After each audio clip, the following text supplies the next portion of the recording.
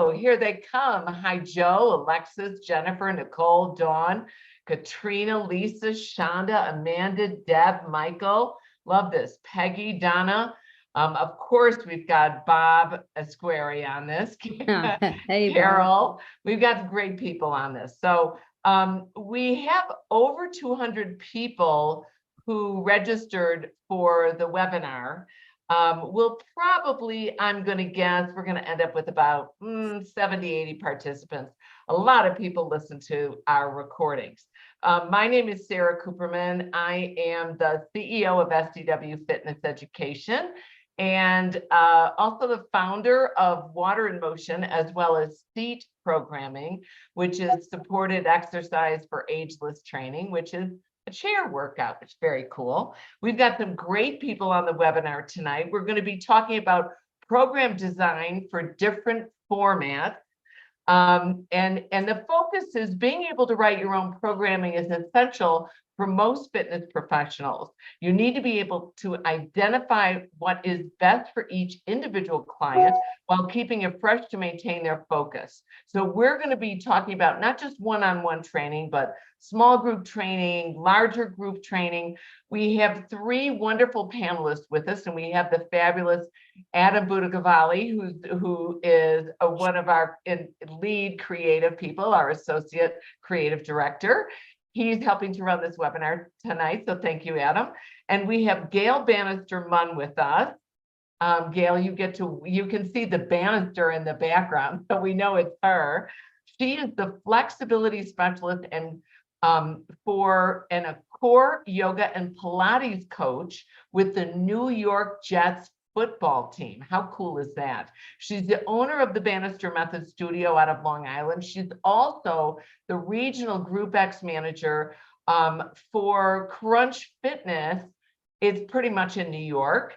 And then she consults for professional athletes for the NBA, the NFL, the NHL, and the MLB. And if you don't know any of those abbreviations, these are professional athletes. So we're really happy to have Gail with us. She's also been presenting at our conferences, and I didn't get to mention this to her, but I know she wants to be involved with our new stretching certification, and we're just going to make her do that. Oh, yeah. Surprise, Gail. We've got Allison Robbins with us, and I'm really excited to have Allison with us. She's a brand new sponsor for the Mania conventions. It's called the MESO method, M-E-S-O. I'll show you what she's doing. It's amazing stuff. She really combines some static exercise, dynamic. Allison, I bet you don't even know that I did a little research on you. She's a corrective exercise specialist with NASM. She developed this system that integrates corrective exercise and with higher movement performance.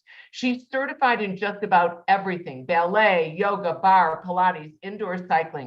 She owns her own studio that's so successful that she's branded this program, and she's going to be bringing it to the fitness industry. It's MesoFit R&D Fitness Studio in Boca Raton. So we're really welcome, Allison. We're very happy to have you here. Thank you, because it's important for us to look at the new programs that are being developed out there now, post-COVID. And then we have one of my favorite people, Dr. Jonathan Mike. I never know whether to call him Dr. John or Dr. Mike. We're just going to throw this up. I was lucky enough to meet him and get to work with him over COVID. And now he's coming and presenting live at many of our conferences. So we're pleased to have him.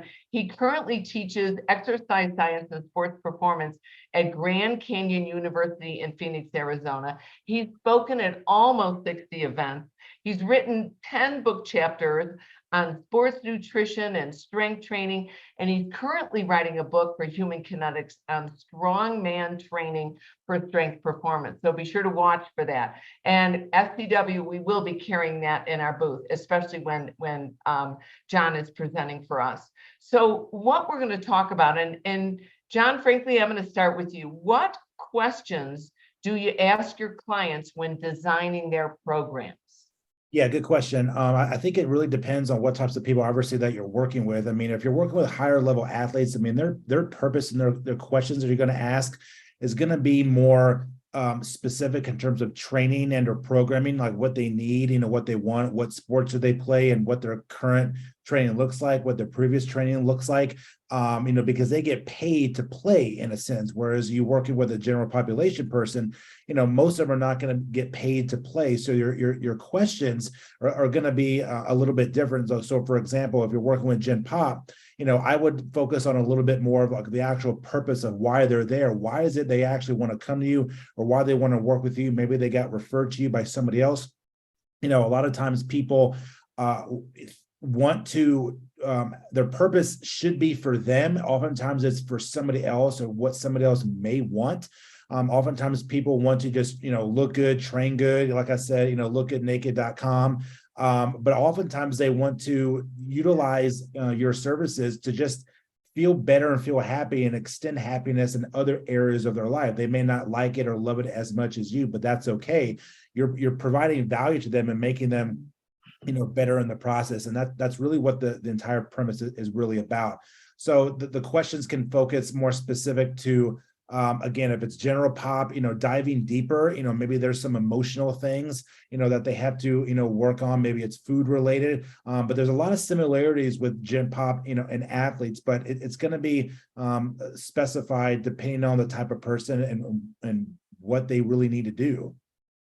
Yes, and what I like, the first thing you said, John, really hit home. You said you have to think about what they need and what they want.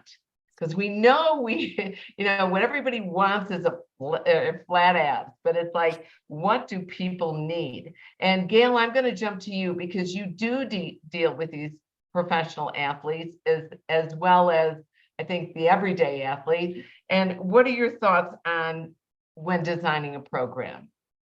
I mean, designing the program is based on for me, what sport they're playing, what their specialty is. Also, if they're coming off an injury or they're coming in from an injury, coming back into the sport too. It's all based off of that. So the assessment is usually done, a conversation is usually done prior to coming into the studio. And then once it's in there, we do another assessment based on movement, modality, and see what it is. And again, the modality is sport specific of what their need, because these are athletes now. We're not dealing with somebody who's just coming in to work out. We're dealing for sport specific, tennis, lacrosse, football, track and field. Funny enough, in the last 2 months, I've been dealing with a lot of track and field athletes now coming in. So this is their season right now. So we're coming in off of shin splints, tight hamstrings, pulled hamstring, tight quads. So those are the things we're working on. But I definitely always have a pre-conversation with them. I've got 15 minutes. And then when they come in, we're now going into the modality, what the expectations are coming in versus having a conversation there, wasting your time and then coming in to do that. When they come in, they know what is expected, what to wear, what I'm going to be putting them through, how to hydrate prior to coming in, make sure to eat prior to coming in, what clothes to bring, what shoes to wear, or sometimes we don't have shoes on, but they're prepared to come in. And you know what, I really like that you're talking about the preparation, because when I begin anything new, I just want to go. Right. I don't want to sit and have my first personal training session or my first small group training session. We're going to talk about what we're going to do and read this form and fill this out and whatever. We got email, man. It's Right. like email it to them, get them to fill it out so you at least know what's walking in your door. You can always adjust it. Right. But I really like that idea that you also prepare them how to show up. I think that's key. How do you deal with that, Allison? When I have everybody from brand new people to very experienced, and athletes. So I have to categorize, as I was saying earlier, whether this is a new person, whether they frequently exercise or if they're in the gym all the time. So what is their movement level? Do they move? Are they comfortable? Do they have experience? And so you're talking, as you guys have already mentioned and touched on, you're building a relationship, a connection, trying to determine ultimately what are their goals, desired goals and objectives. So from that point on, I do an assessment, and then that's how I determine what they need, and then create a fusion of what they want, what their desired goals are, but I need to sprinkle in the science and give them what they need ultimately so that we can generate results. and keep them coming back and feeling good. Some of the other things I'll ask though, as we're going through the initial discussion and connection is, how do you feel? Are you in pain? Have you suffered any main trauma or injuries that I need to know about? And I love to also find out if they incorporate any recovery into their routine. Are they doing any of that on their own? A lot of people just think about going to the gym and just training hard. And because restorative work is a very big part of what I do, I need to know, is this going to be somebody that's going to be willing to do homework, or are they just going to work with me and do it only for that 1 hour when they're in there? Because ultimately I that will offset the benefit, right? Yeah, exactly. And I like the way you said homework. We didn't say, here's your prescription, because if we start holding ourselves out as exercise physiologists, physicians, or physical therapists, you get yourself into a little gray area. And being a lawyer, I get nervous about that. I also, being a lawyer, if you're going to be doing assessments on people or health history forms, you want to make sure that you keep the records that you are, the information that you're collecting. You will be held responsible for utilizing the information that you collect. So on our health history forms, what we put is what's called an attestation clause. And it's actually kind of a disclaimer on the usage of the information you're collecting. What that means is it says, I understand that the information that I'm sharing today will only be utilized in this initial assessment interview, and the instructor in the club will not be held responsible for retaining or using this information in this form. I can also include that on the recording. I know Adam's going to remind me, and we'll make sure we include that, because if you get a sub, or if you start working with someone and you make a mistake, you just want to make sure that it's like, well, I told you, a year and a half ago that I had a knee issue. You can't remember everything. And you said something interesting, Allison. You said you retain your information on your clients. How do you do that? Well, right now, it's not a very complex system, but I have a template. I fill it out. That's where they sign their waiver, their liability waiver type of thing. And then I'm making notes as we're doing, there's 4 key assessments that we're looking at. And so I make my notes, I log it, and then I just have a file. Yeah, it's, it doesn't Old have to school. be complicated. If you Right. retain the information and make it accessible, meaning even if they fill out something, on paper, and you take a picture and you put it in their folder, and in a G drive, in your Google Drive, or in your own email, and just label it by the client's name, you've retained it. But again, you got that attestation clause. It's a little extra protection that we all need. Are there any specific factors you focus on when building a program? Like, John, I know you work with a lot of athletes that are building muscle mass. Are there any specific programs that you rely on, or that you find that have been more useful? Yeah, I mean, I've done some programming a lot for like various powerlifters in the past. I mean, so they're going to be a little bit more specific, towards like what's called the conjugate training system, where you utilize aspects of like max effort or speed and dynamic effort, so that the program is more specific, whereas like a general pop person, I mean, there's certain things I think the vast majority of general pop, really needs that even specific athletes need. Okay, so everyone's weak, obviously, in glutes, low back, hammies, core strength, and rotational strength. So those are some of like the top 4, top 5 overall total body like components that I think everybody really needs. But particularly like with the rotation aspect, I mean, most people train too much in the sagittal plane. They can't stabilize in the frontal plane. They lack power and rotation in the transverse plane, which is rotation. So you take a sport like golf, for example. I mean, nobody really cares about, how much you can deadlift with golf. It's technique, it's skill acquisition, hip mobility, thoracic mobility, and rotational power. So if you know a lot of the specifics or demands of the sport, then the programming kind of revolves around there, similar to like a swimmer, but you need a little bit more explosive power, obviously coming off the wall. There is aspects of rotation as well. They're getting a lot of endurance already and repetitions in the pool. So the strength and power needs to be more concentric and explosive base to help transfer in the, obviously in the pool. So every sport is a little bit different, but there are a lot of foundational things across the board that people need.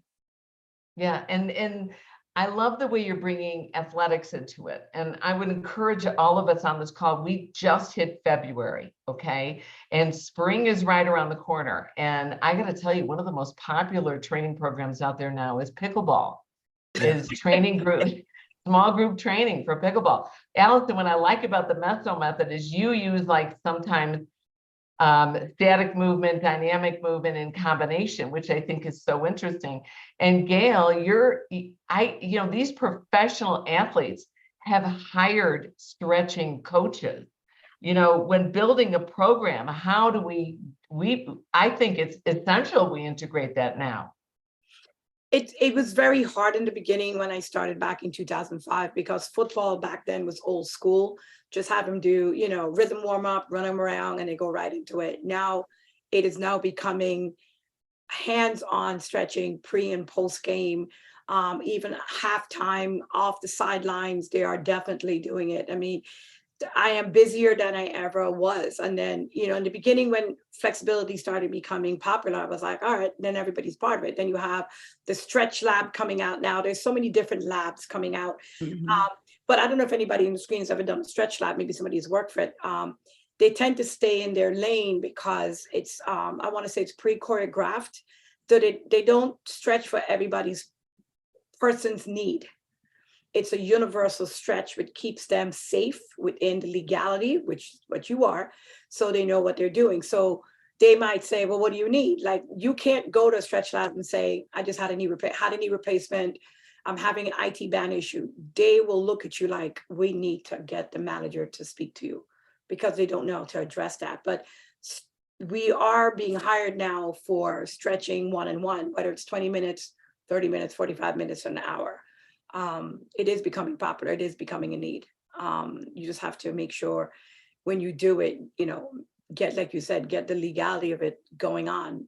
It was very difficult during COVID because you're touching a lot, and they don't want gloves on. So it was difficult during that time. So it is becoming a big thing now. And it's interesting, you bring up COVID and you bring up where do we wear gloves when we're training our clients? Do we wear masks? I think the mask, at least I'm in Colorado, I'm in Chicago, I travel around the country. Masks are pretty much gone, except in a few special situations. The gloves seem to be gone as well. Waivers of liability that your health club has people sign, or that you have people sign, it always should include bacterial or viral infections, that the waiver of liability encompasses not only every, muscle sprains, tears, death, but also bacterial and viral infections. Very interesting. I mean, things have really changed. John, I saw you nodding your head when Gail was emphasizing that recovery is like, it is spot on. Stretching is important. How are you integrating that into your program? Typically, I address recovery, and I've actually presented a lot about recovery, like in the past, via various recovery like modalities. I've even talked about some science posts on my Instagram before. But recovery, there's a wider range, range of methods for recovery and different modalities that people can use. I don't, some are more effective than others, but I don't believe like one recovery modality is going to be the universal approach, obviously, for everybody, because you have things like, contrast showers, jumping, cold baths for, 2 minutes. And then you have more like the nutritional recovery, and then you have like more like the movement recovery as well. I think all of them are really important, to kind of maximize the recovery, approach. So that's something that, I presented on, I've addressed, a number of times, but it also needs to be specific too, because sometimes people don't want to, like a protein shake right after they train. Like they want to go home, they want to, shower, then eat or whatever it is. There's certain recovery modalities that people, like, or, little, resilient to, try or whatever it is. So it's also specific and relative to the person too. But also, I think it's important, and this is something that I've been on a couple podcasts recently, and I've talked about this, is that the importance of how coaches and trainers need to understand, read and try to implement the science and the practical application as much as possible, right? So understanding what the science says, taking consensus from that, and then taking bits and pieces to where they can execute and apply it to themselves and the people that they work with, just so both parties understand that, hey, there's actual research backing and evidence-based practice on this. I'm not just saying it, and conjuring it out of thin air. There's some validity there. Yeah, I totally hear you on this. For everyone who's listening in, we have all these people that listen to recordings, but you guys have logged in live. So if you move your mouse and you go to the bottom of the screen, you can go to the left of the green share button. It's the chat box. It looks like a little message box, and just click on it. And we've got some wonderful links in here for the Bannister method and MesoFit Boca and drmike.com. And we've also got information on our upcoming conferences where different presenters are going to be, are like Allison's going to be in DC, and we got Dr. John who's going to be in California. So and post your questions in there. We love to hear from you. Are there any specific factors to help you individualize the program or to help you balance a small group program? Allison, I think you deal with a lot of small group people. Is that correct? Mhm. Yes. So if it's for an individual client, the factors that I look at, as Dr. Mike was saying, I have very specific areas I'm interested in looking at. The most mobile joints. We're looking at the ankle, the hip, shoulder, and then of course the ability of the core to be on and stabilize the spine.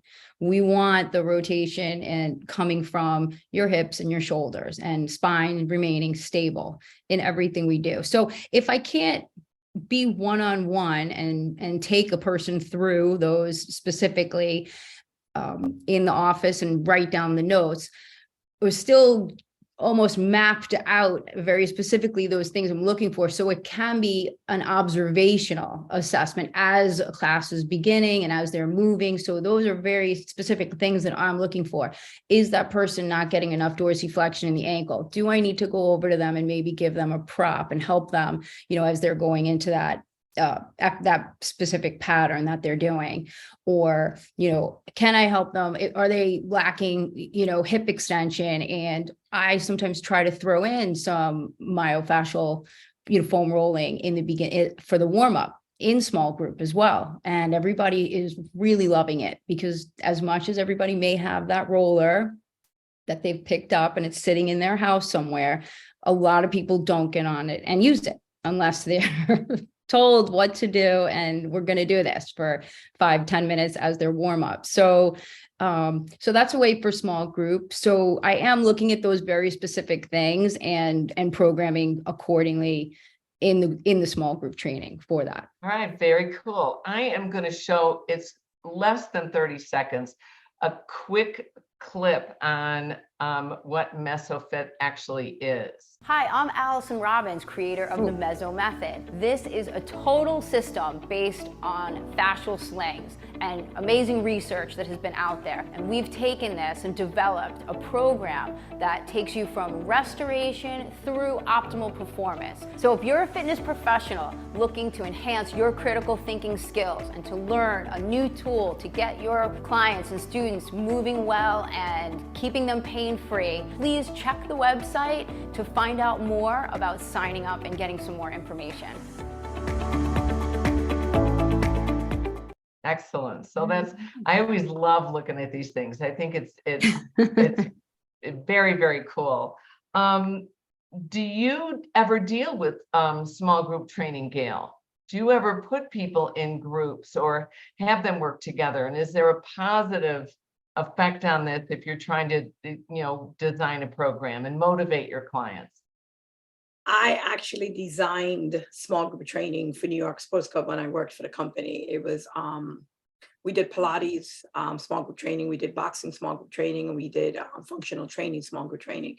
And the members loved it because it was a smaller environment of 4 to 6 to 8 people. We maxed it out at 10 max in a class to create the smaller group where they felt like they were special. We wouldn't go more than 10 because we showed the need for it. But recently, because of what I do, it's more one-on-one. I haven't done small group, but I do help people program for small group and tell them how to charge and how to, have it reoccurring, so they just keep dropping the credit card to reoccur it and what to do. So I have one of my best friends, I think she might even be on here. She actually starting a small group training. So one of her questions were, should I do an 8-week program? I said, 8 weeks is too long. It's 2 months. So do 8 days, 4 weeks, twice a week, create the need. And each day is a different workout. So you can do one day really strong, another day recovery, and very light modality to make them moving. So they love that idea. So I don't do small group training anymore. That's the question. But I loved doing it when I was able to do it. It's a great thing to do because you create a community of people. You absolutely create a great community of people, especially people who are intimidated with the larger classes, like 25 to 30 people in the class. Get them building a smaller community, and then they bring their friends, and then all of a sudden you have a small group of best friends training together, and that motivates them together, and that works even better, But Yeah, I think small group came back strong during COVID because people went outdoors, came back very strong during COVID. They went out to the beaches, they went out to the parks, whatever it was, walking, going to the beaches, exercise, yoga classes, strength and conditioning. That came back very strong during COVID. And I hope. And Gail, how do we individualize our program even though they're in a small group?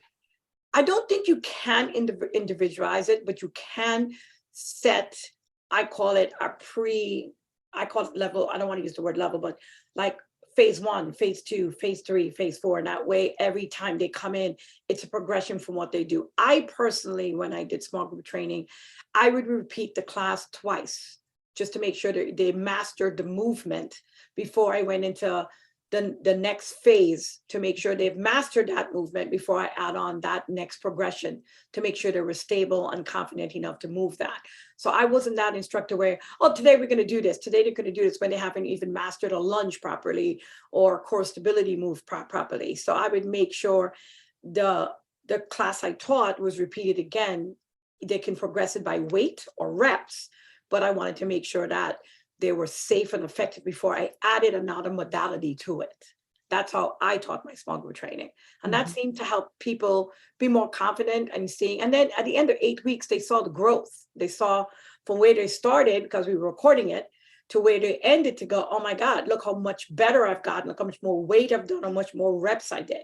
So they were, in tune to do it again, to add on to it again. That's how I did it.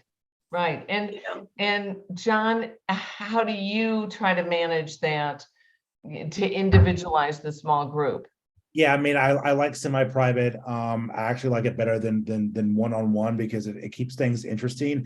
It also helps individuals, create relationships or camaraderie with other, clients. But she has a good point. It's like when you're doing small group stuff, again, depends on the demographic population. But if they're more like Gen Pop, especially if they're more like metabolic, types of exercises, say metabolic resistance training, you need to be able to pick exercises in your exercise selection. Needs to be exercises or movements that the vast majority of people can do. So the less complex, the better, and the less physical demanding in terms of the technicality of the movement, the less technicality, the better, because you're on a time crunch. So you're not going to be doing max deadlifts with, bands and chains or something like that. They're going to be quick, short bursts of activity or differences in movement planes, med balls, kettlebells, dumbbells, body weight stuff, things that they don't have to spend a lot of technique learning. I mean, likely they've already kind of done those movements already prior to those, sessions. So you want to keep it obviously intriguing, but movements that are less technically demanding, because those sessions are more about, metabolic, intensity, if you will, high intensity movement, high intensity interval training. It's more about that, less about the load, and making an environment, fun and, add group adherence. Yeah, I hear what you're saying. I kind of tend to agree with both you and Gail. I think the small group training provides diversity as well. Sometimes you cue something to one person, but the other person's listening, and they're the ones that incorporate the change and improve their movement quality. If I were taking programs to a larger group, Allison, you're certified in like a multitude of programs. How do you take that and apply these programs you develop to a larger group of individuals? Well, every session, I feel like, and similar to what Gail and Dr. Mike was saying, I like to start with like similarly the basic pattern. So if we're going to work on a lunge movement, right? And then from there you level up and you'll introduce, so everybody has an ability to progress and regress as needed. If they want to add load, if they want to add equipment, a kettlebell, a dumbbell, if they want to band it, but they can always go back to the basic, layer of just mastering that, joint action and that movement pattern. So, yeah, it's just really, it's tweaked based on the needs of, I think, the individuals that are in it. And by manipulating certain training variables, which is how you're going to create the, fresh and whether you go farther away from the anchor point, if I'm banding something or staying closer, that's gonna take it up a notch and challenge you from that way. Whether we're adding different types of dumbbells or kettlebells or different props, putting a foam, something under propping the foot for different angle of the ankle, timing. Yeah, there's a good exercise question that we Yeah. just have in here, and I just saw that. You did, Yes. Gail. I want you to answer. I wanted to because ask, I wanted to Let answer me, that question. Gail, I'm gonna read the question. Okay. For the semi-private, how do you get away with less demanding movements when it's an athlete? The great question. So Gail, fire away, girl. I was gonna say, what determines an athlete? Because I live that world, I always say to people, unless you're getting paid $50 million, you're an athlete. Anything other than that, you're not an athlete. You're just somebody who's becoming an athlete. Like high school kids, college kids, yes, they're beginning to become athletes. So the question is the demanding movements. Why do we have to have demanding movements? I'm sure Dr. Mike can go to a basic lunge and fatigue them in less than 3 minutes. It's just, we see so much, I'm tying this in, the Instagram pictures of these amazing movements that people are doing. And you're like, I got to do this because it's doing that. But these people still don't have the foundation of something that's basic. So for me, it's not about the demanding movements. It's about assessing what they can do and seeing what they can do to be able to work within their body to make them challenging, not demanding, but challenging to be able to raise that bar within that particular client or athlete. And yes, we are training our high school kids or our college kids to get to that scholarship money, to get their athleticism. But at the same token, we also have to keep them safe. And if we're breaking down them in high school, I'm going to tell you the story really quickly. I have a 16-year-old football player, got into track. Dr. Mike, you're going to like this conversation. Got into track and field because we said, you're off season, go do track. Coach is not a track. She never did track in a day in her life. She's never ran track day in her life. She doesn't run at all. She's a coach because the school made her a track coach. She told the kid just to go run, and he popped his hamstring off his glute. This is happening more and more because we feel that we have to give them demanding workouts is the key word. Yeah, I mean, you made a good point about the social media, aspect. It's like, I mean, on certain posts, like I will, make more advanced, variations of exercises, and I will actually say like, novice or intermediate or more advanced, so somebody doesn't go and try it and then get hurt. So I do kind of a discretionary thing there, but it's not. But you're right. It's less about demanding exercises. It's more about trying to maximize the time and trying to fit the person to the exercise instead of the other way around. We have this tendency that everybody needs to do ABC exercise and X, Y, and Z, or everything is based around like squat, bench, and deadlift, or squat, bench, and like power clean. I mean, there's just certain athletes that don't really need to be doing the higher technical demand exercises. Like, for example, if you're in a small group with higher level athletes, if they're playing sports, college or pro, you don't have to do, sumo deadlifts. You can do trap bar deadlifts, for speed or explosive stuff with light weight. So the technique of there is less demanding versus the main, version of that exercise. So it's more of the planning and the execution and thinking the person to the exercise versus the other way around. So just some And key. Gail, going back to you, this person was, what she said is, I guess I'm looking to prep them for college where most work is done in racks and based on Olympic deadlifts. So, how do we, when you gave this unfortunate example, how do we work against that or work with it? And also, before we turned the camera on, you talked about these Instagram models that were doing these ridiculous things that we're trying to integrate into our programming. At that age, Dr. Mike would agree, just keeping them functional, keeping them ladder drills, walk them over hurdles, speed and agility work, just keeping them active as kids. They're still kids. They're still babies. I mean, if I took you into New York Jets and 21, these kids are 21, 22, 23 years getting drafted, and I'm thinking to myself, that's my son's age. It's very hard for me to turn off the mom mode. They're still doing lunges. They're still doing rope work. They're still doing kettlebells. They're still doing plank holes on the balls. They're still doing the same thing we would do every day with a client. So I don't think we should get caught up in clean and presses or powerlifting. The schools do that. And if I was to walk into college, I would cringe. I actually told my son when he went to college, do not do that exercise. Tell the coach you don't need it. He's 165 pounds. He's 6 feet tall, and they want him to squat 300 pounds. Why? He's a wide receiver. Why is he doing that? Dr. Mike, why is he doing that? He's the fastest kid on the team. He runs a 4.2. Why do you want him squatting that much? So He can crazy. squat. Yeah, it's hard for me to give a specific answer because I really obviously haven't seen, Right. but yeah, I understand.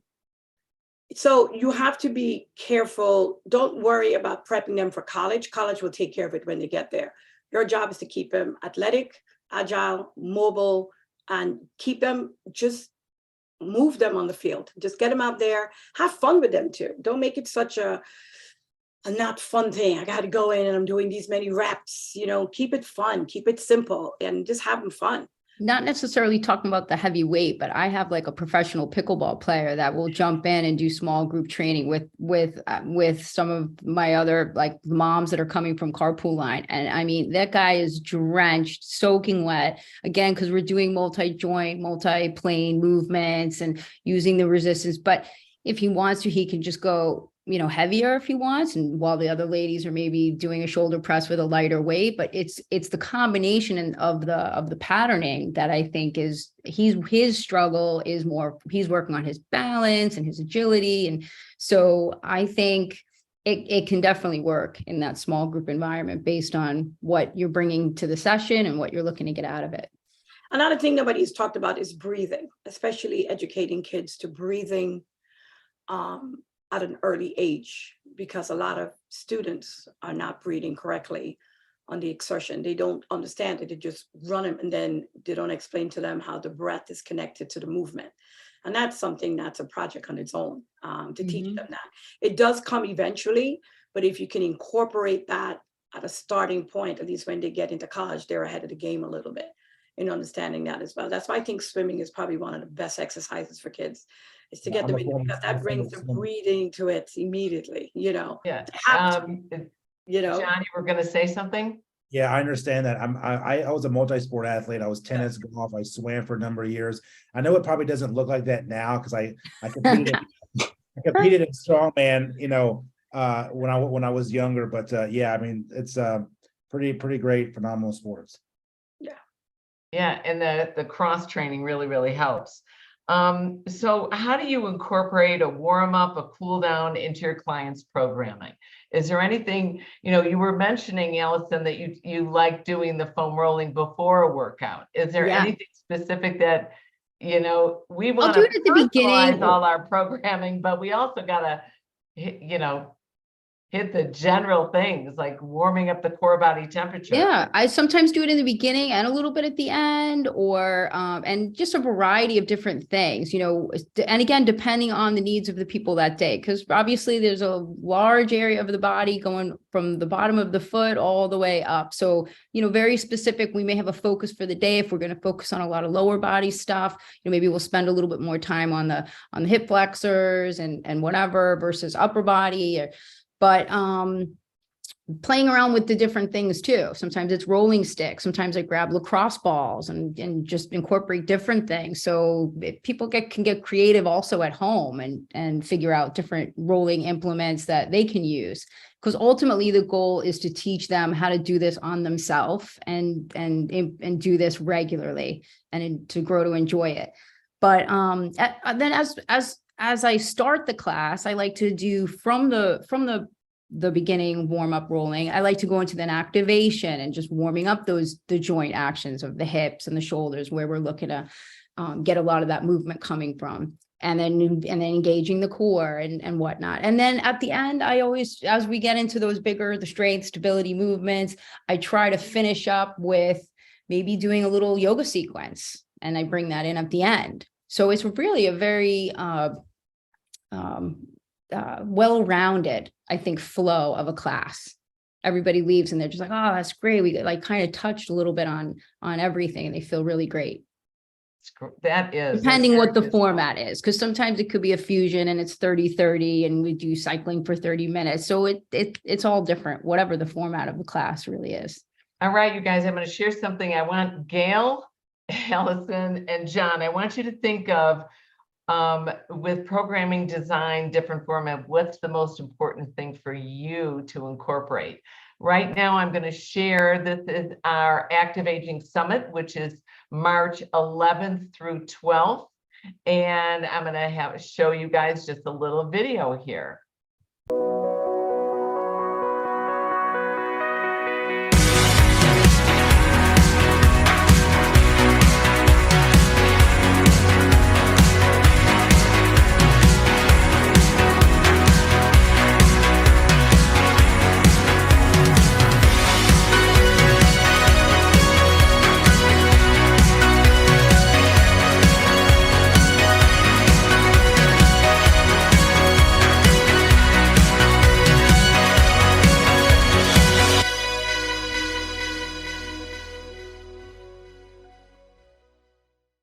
Very nice. Love to see this.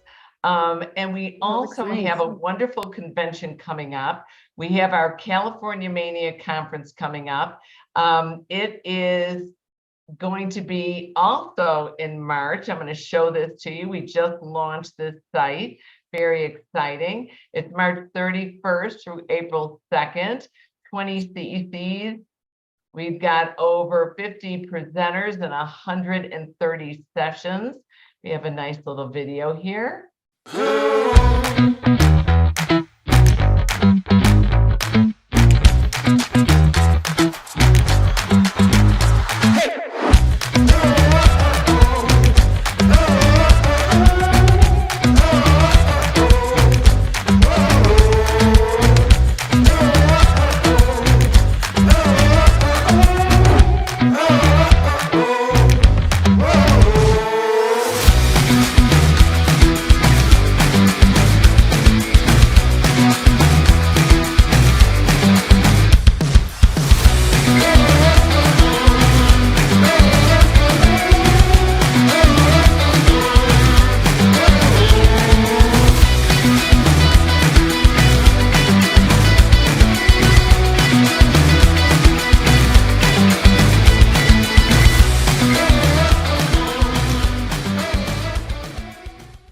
All right, so we're starting with you, John. What's your favorite program design? Power and rotational power. Rotational power, love it. Allison. I love just to get the core in everything that we're doing, using the bands and the resistance training that we do, because it's connecting the brain and getting just everything firing. So that's what we call brain sweat. It's awesome. Very cool. And Gail? Wow, that's I would say band work with a lot of rotation and transfer and plane movement. I love the bands, really love the bands, and just moving. I think because everybody's always in the sagittal plane, I like just taking it out into the rotation because, you know, it's just fun doing that. That's my favorite. Very cool. All right, you guys, we're at our 45-minute mark. I want to thank you all for joining me. Adam, thank you for herding us cats and putting all the links in. Thank you, John. Thank you, Allison. Thank you, Gail. Thanks for We will having see me. you guys at Mania. Don't forget about DC in February, California in March, and Active Aging is completely virtual, March 11th and 12th. All right. Take care, everybody. Have a good night. Good night, everyone. Good night, everyone.